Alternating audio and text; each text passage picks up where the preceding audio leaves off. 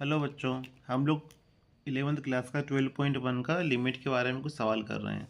एक बच्चे के द्वारा सवाल पूछे गए थे तो उनका सॉल्यूशन हम लोग बना रहे हैं। अब इसमें आपको एक फंक्शन दिया है एफ एक्स।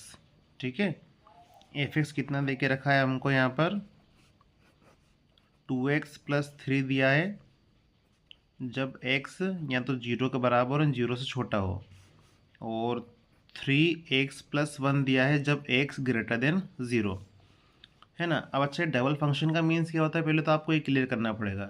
ये क्वेश्चन 11 12 दोनों के लिए इंपॉर्टेंट है। सातत्य वाले क्वेश्चन तो है, ये टॉपिक्स वाला चल रहा है ना, सातत्य का कंटिन्यूटी वाला। अब यहाँ पर है, इसको देखो, और एक ये चीज़ है ना, दो फंक्शन दिए हैं। इस लाइन का अर्थ क्या है, x 0 से बड़ा है। इस लाइन का अर्थ यही है, ये आपकी रियल लाइन हो गई, इन्फिनिटी हो गई, 0 हो गया। अब 0 से बड़े इधर जाएंगे हम लोग तो सारे पॉजिटिव मिलेंगे, और 0 से इधर आएंगे सारे नेगेटिव मिलेंगे। 0 से छोटे की ओर जाएंगे तो नेगेटिव, 0 से बड़े की ओर जाएंगे तो पॉजिटिव मिलेंगे। यदि x जो है 0 से बड़ा है, मतलब x कैसा हो, पॉजिटिव हो, तो एफ एक्स की वैल्यू ये होगी। इसको हमें देखना नहीं है। जब x क्या हो, 0 से बड़ा हो, तो एफ एक्स की वैल्यू ये होगी। दूसरी शर्त दी है, यदि x जो है, अब ये इसको हम दो प्रकार से कैसे लिख सकते हैं, एक तो ये हो गया, और दूसरा प्रकार क्या हो गया, ये हो गया। ये बराबर का सिंबल भी लगा है, तो x यदि 0 के बराबर है या x 0 से छोटा है तो ये लिखना है। इस एफ एक्स का मतलब ये है। अब इस प्रश्न में दो सवाल दिए हैं, इसको x टेंस टू 0 0 के लिए भी हल करना है और 1 के लिए भी हल करना है। मैं आपको इसके लिए बता रहा हूँ पहले, ठीक है। Limit x tends to 0 F X, इसके लिए सोल्व करते हैं हम लोग।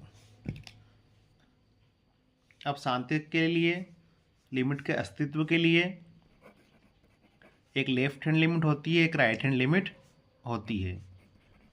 ये हमारी प्लस वाली राइट हैंड लिमिट होगी, और ये हमारी लेफ्ट होगी, या पॉजिटिव और नेगेटिव जैसा आप लोगों को उचित लगे वैसा आप बोल सकते हो। ठीक है, इसको शॉर्ट फॉर्म में यहाँ पे ए आएगा, एस टेंस टू 0 ले लो, एस 0 आएगा ना, ठीक है, चलेगा 0 भी।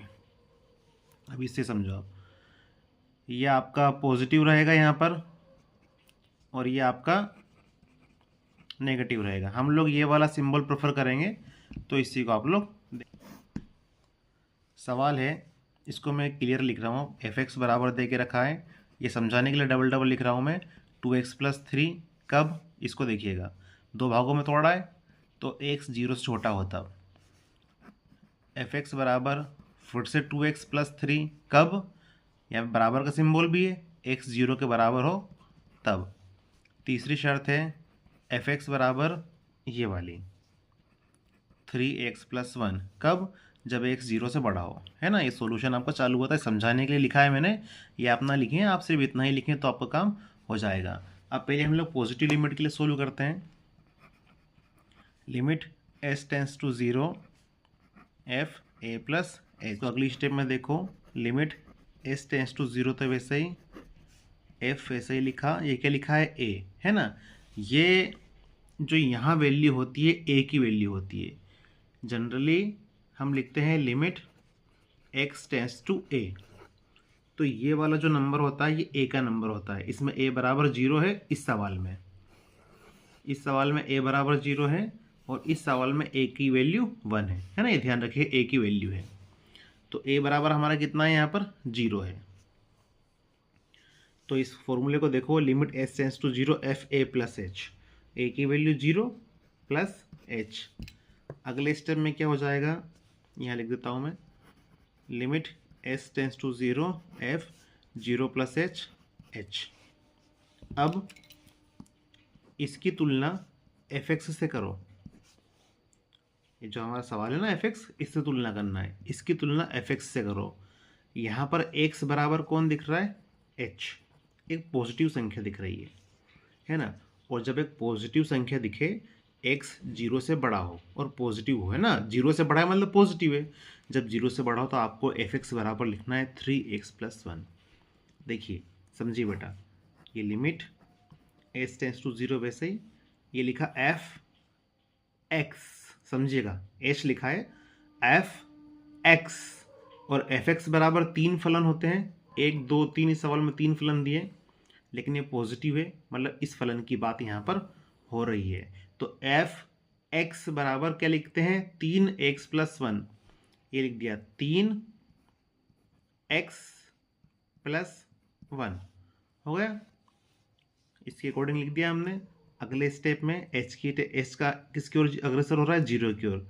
सोल्व तो कुछ होगा नहीं, इतना ही सोल्व है, एच की वैल्यू 0 पुट करो, तो अगले स्टेप में बच गया 3। मतलब ये हमारा जो ये वाला टर्म है पॉजिटिव वाला, इसकी वैल्यू कितनी आई है, 3 है ना, इसकी वैल्यू 3 आई है। अब नेगेटिव वाली लेके चलते हैं, एफ ए माइनस एच, ठीक है, इसको सोल्व करते हैं। एफ ए कितना दे के रखा है आपको, सवाल में 0 दिया है, इस वाले सवाल में अभी बताया था आपको, ये हो गया माइनस एच। देखिए वही बात आगे जो भी हमने करी थी, अब ये माइनस का है, माइनस का है मतलब 0 से छोटा है, तो देखो x जो है 0 से छोटा है, ये वाले फंक्शन में आता है, x कैसा है, 0 से छोटा है, तो अब ये वैल्यू लिखनी है। सवाल में इतना टफ नहीं है बेटा, यदि देखो यहाँ पर आपको क्या है, 0 से अगर बड़ा है मतलब पॉजिटिव है तो ये लिखो, ये लिख दिया हमने। अगर नेगेटिव है मतलब 0 से छोटा है तो ये लिखो। तो क्या बोला उसने, 2x+3, ये लिख दिया 2, ये मेरा x हो गया, 2x+3। आप यहाँ पर h की वैल्यू 0 रख दोगे तो ये तो पूरा 0 ही बन जाएगा, तो 0+3 3 आ गया। अब हमने देखा ये हमारा लेफ्ट और राइट दोनों लिमिट, ये लेफ्ट वाला लिख देता हूँ मैं, लिमिट ये हमारा s टेंस टू 0 नेगेटिव वाला आपका fx, और आपका ये पॉजिटिव वाला fx है ना, मैंने शॉर्ट फॉर्म में लिख दिया ये, जो आपको ये बताया था मैंने, आप इस फॉर्मेट में भी लिख सकते हो, वाला फॉर्मेट लिख दिया मैंने यहाँ पर। तो नेगेटिव वाला पॉजिटिव वाला, और अगर ये ना लिखो तो ये फॉर्मेट लिख देना, चूँकि limit s tends to 0 F A minus H और F A plus H, limit s tends to 0 F A plus H, ये दोनों कैसे हैं, बराबर हो गए हैं, है ना। अतः लिमिट का अस्तित्व है, लिमिट को हिंदी में सीमा बोलते हैं, अतः सीमा का अस्तित्व है। तो सीमा कितनी बन गई हमारी फाइनली, लिमिट x टेंस, प्रश्न में x बोला था, इसकी बात है ना, इसको ज्ञात करने का बोला था, x टेंस टू 0 fx, और दोनों का उत्तर कितना आता है, 3 आता है। इसमें भी हमारा 3 उत्तर आया था, इसमें भी हमारा 3 उत्तर आया था, ठीक है। समझ में आया बेटा इस सवाल। देखो एक बार फिर से समझ लो थोड़ा सा आप शॉर्ट में, इस सवाल में आपको एक तो 0 के लिए सोल्व करने का बोला है और एक 1 के लिए सोल्व करने का बोला है। पहले 0 के लिए सोल्व कर दिया मैंने, 1 के लिए आप प्रयास करना, नहीं आया तो मुझे बता देना। x की वैल्यू 0 के लिए सोल्व करना है, दिया हुआ सवाल है, दिए हुए सवाल को हमने तोड़ के लिख दिया, ये आपको समझाया था मैंने। अगर 0 से छोटा है तो ये लिखो, 0 के बराबर है तो ये लिखो, और पॉजिटिव है 0 से बड़ा है तो ये लिखो।